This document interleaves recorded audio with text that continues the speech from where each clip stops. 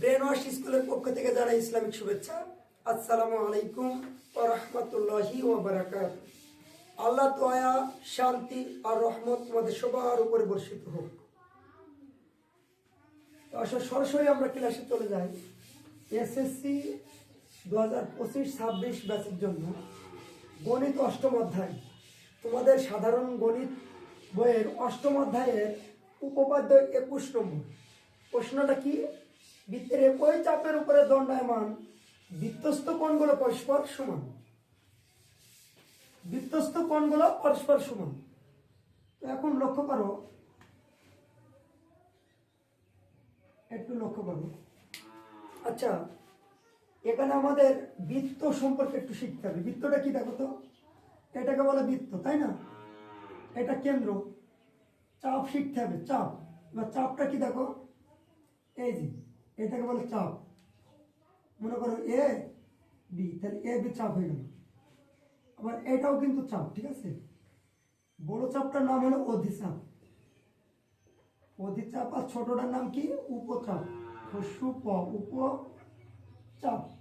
তাহলে ছোট চাপের নাম কি? উপচাপ। বড় চাপের নাম কি? অধিচাপ। তোমরা চাপ শিখলা। তারপরেও যারা চাপ বুঝতে পারলি না, তারা আমার 20 নম্বর জ্যামিতির বেসিক দেখে আসবা।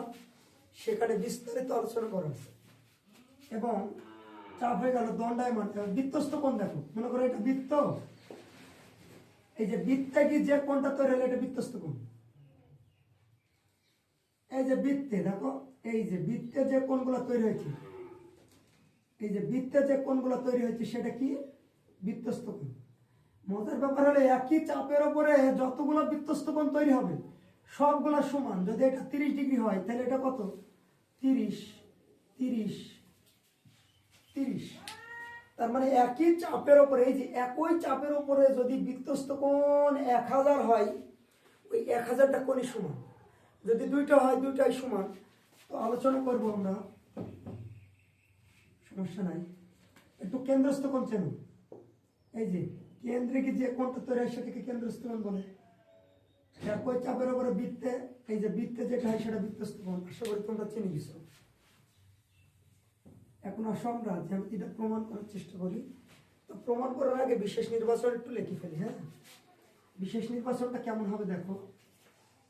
বৃত্তের কথা বলেছে, তুমি বৃত্ত আঁকি ফেলো, ঠিক আছে? এই বৃত্ত কিন্তু আমি আঁকি ফেলবো, বৃত্ত আঁকি ফেলবো। এটা কি? আমার কেন্দ্র। হ্যাঁ, একই চাপ, চাপের কথা বলেছে, একটা চাপ তৈরি করো। ধরো এটা এ, এটা বি, আর কেন্দ্রের নাম দিলাম ও। হ্যাঁ, তারপরে কি বলেছে দেখো, বৃত্তস্থ কোণগুলো পরস্পর সমান। বৃত্তস্থ কোণ বলেছে, কোণগুলো, গুলো শব্দটা আসলেই দুইটা, একের অধিক, 3টা 4টে 5টা হয়, কিন্তু অত লাগবে না, তুমি দুইটা নিবা, দুইটা।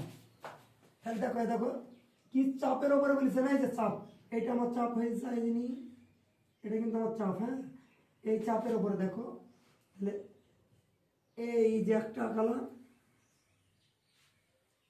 একটা কোণ হয়ে গেল। গুলো বলেছে দুইটা, এই যে একটা চাপ, ঠিক আছে? এখন তোমরা বলতে পারো যে একই চাপের উপরে বলেছে, তাহলে একই চাপের উপরে আমরা বুঝবো কিভাবে? দেখো তো, এই চাপে শুরু করেছি, এই চাপে এসে থামলাম, এই চাপের উপরে এই কোণটা হয়েছে। আবার দেখো এই চাপে শুরু করলাম, দেখো এই চাপে গেলাম, দিয়ে দেখো এই চাপে এসে থামলাম।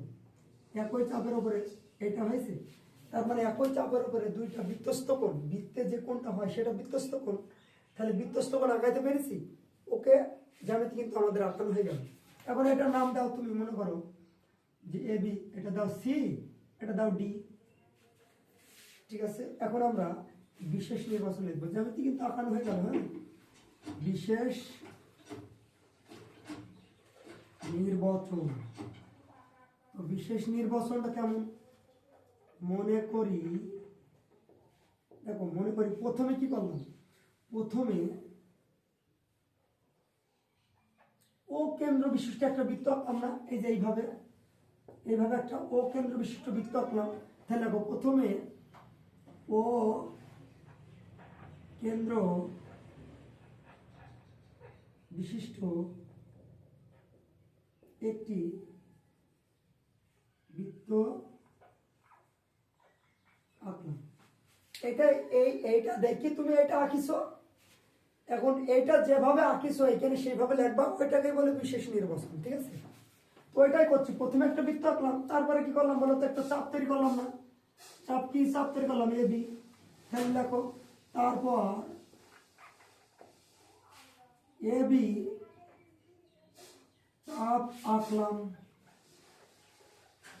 ঠিক আছে, তারপর কি করলাম দেখো তো, তারপর কি করলাম, এই চাপের ওপরে একটা বৃত্তস্থ কোণ আঁকলাম না? এই যে একটা বৃত্তস্থ কোণ এ বি, চাপের ওপরে কি বৃত্তস্থ কোণ আঁকলাম? সি, তাই না? এ বি চাপের ওপরে দেখো তো এ সি বি বৃত্তস্থ কোণ আঁকলাম। দেখো এ সি বি বৃত্তস্থ কোণ আঁকলাম কোন চাপের ওপরে? এ বি চাপের ওপরে। দেখো তো, তারপর এ বি চাপের উপর দেখো এ সি বি বৃত্তস্থ কোণ, এ সি বি। কোন কোণটা? এই কোণটা, যেটাকে কোণ ধরা হয় সেটা থাকে মাঝে। হ্যাঁ, তাহলে এ সি বি বৃত্তস্থ কোণ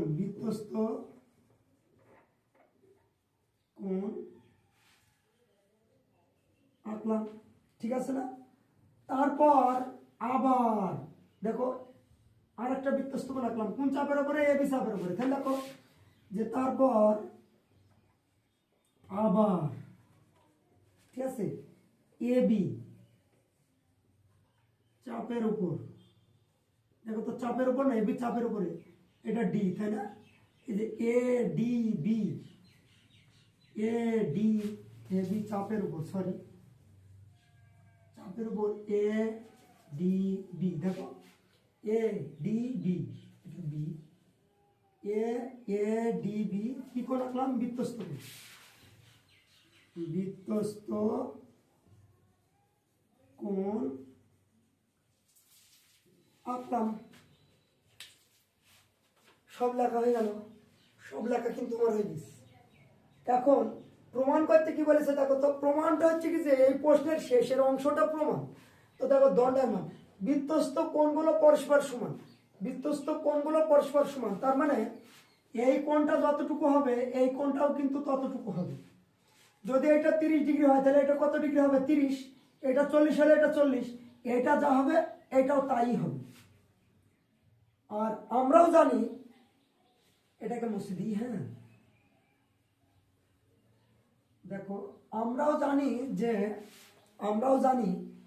যে যদি একটা বৃত্ত থাকে, এই বৃত্তের একই চাপের ওপরে যদি বৃত্তস্থ কোণ হয়, তাহলে একই চাপের ওপরে যতগুলো বৃত্তস্থ কোণ থাকবে সব সমান। এই যে একই চাপের ওপরে করলাম না, এই বৃত্তস্থটা আবার একই চাপের ওপরে এইটা, তাই এইটাও যায় এটাও তাই। হ্যাঁ, সমান। এটুকু একটু মাথায় রাখতে হবে। তো এখন খেয়াল করো, তাহলে প্রমাণ করতে হবে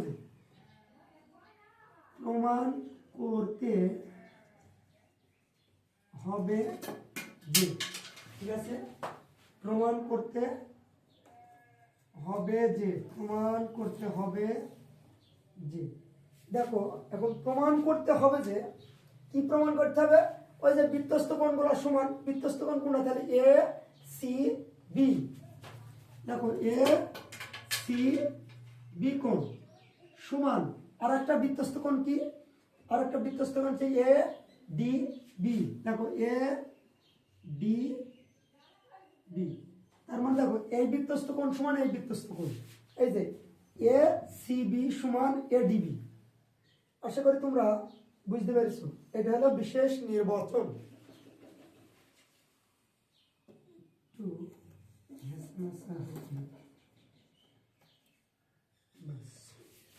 আশা করি তোমরা জ্যামিতিটা বিশেষ নির্বাচন দেখা বুঝে গেছো।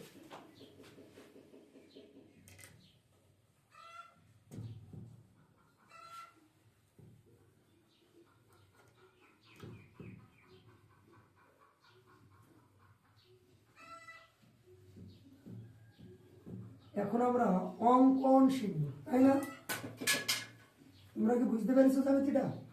বুঝতে না পারলে অবশ্যই আমাকে কমেন্টে জানাবা। এখন আসলে আমরা অঙ্কন শিখি। অঙ্কন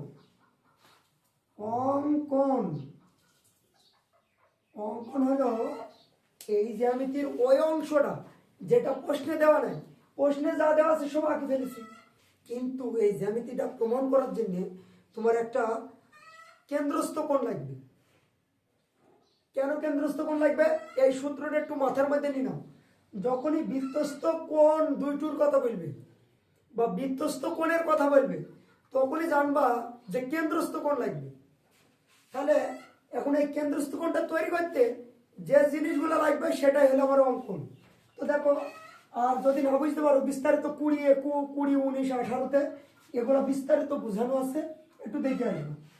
দেখো এ ও, দেখো তো এ ও যোগ করলাম, বি ও যোগ করলাম, কেন্দ্রস্থ কোণ হয়েছে। এই যে কেন্দ্রে যেটা হয়, কেন্দ্রে যে কোণ উৎপন্ন হয় তাকে কেন্দ্রস্থ কোণ বলে।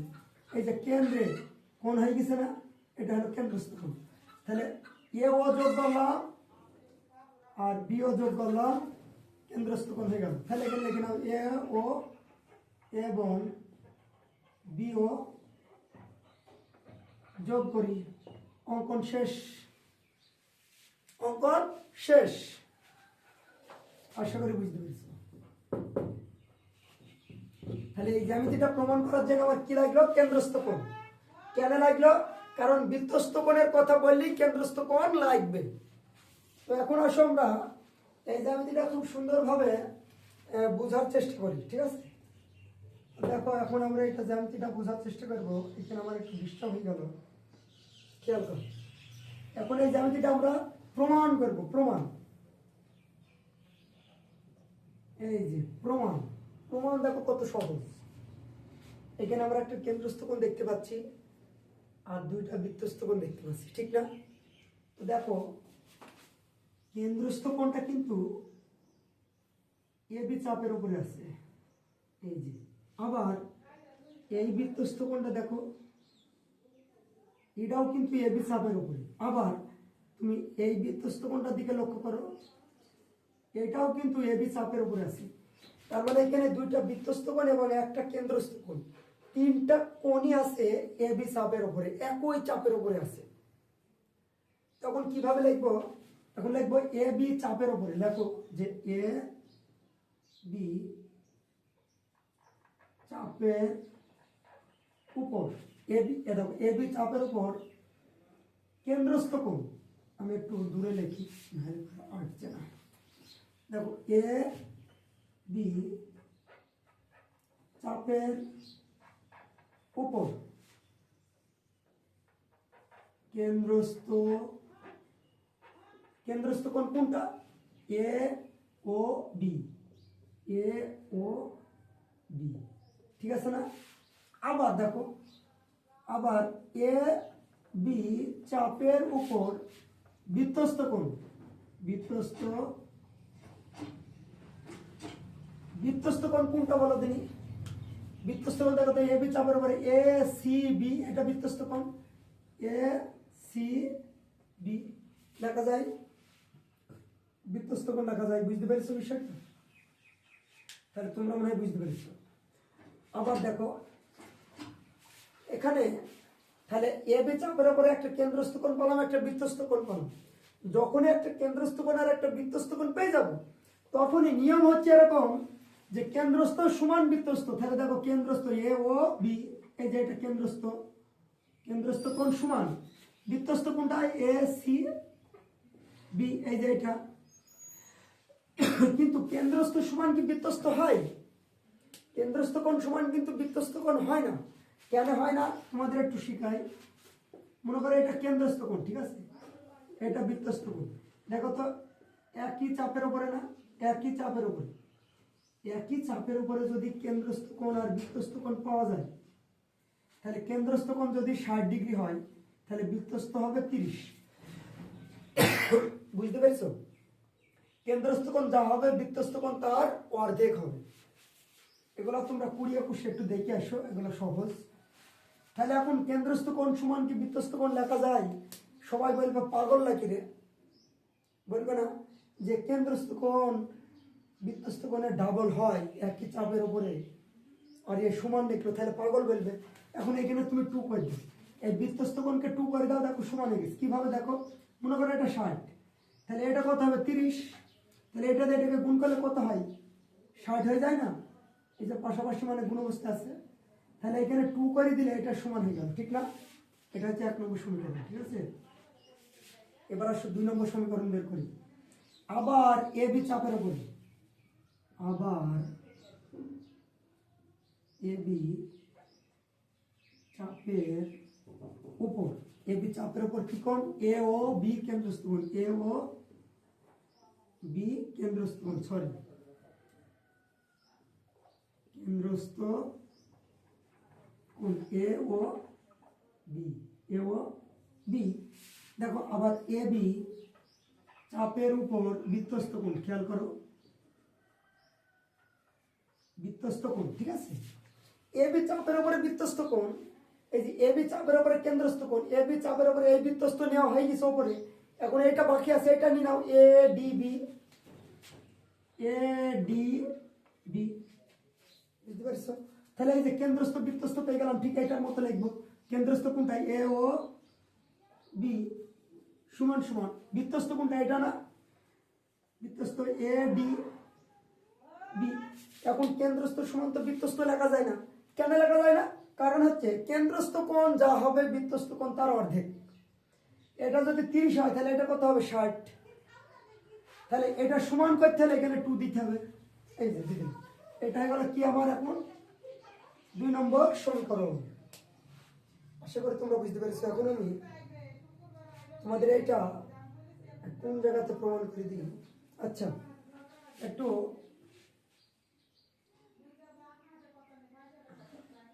আচ্ছা এইখানে একটু প্রমাণ করে দিই, হ্যাঁ এই লাইনে হবে, ঠিক আছে? একটু মুছে দিলাম, একটু মুছে দিলাম, এটা একটু মুছে দিলাম, হ্যাঁ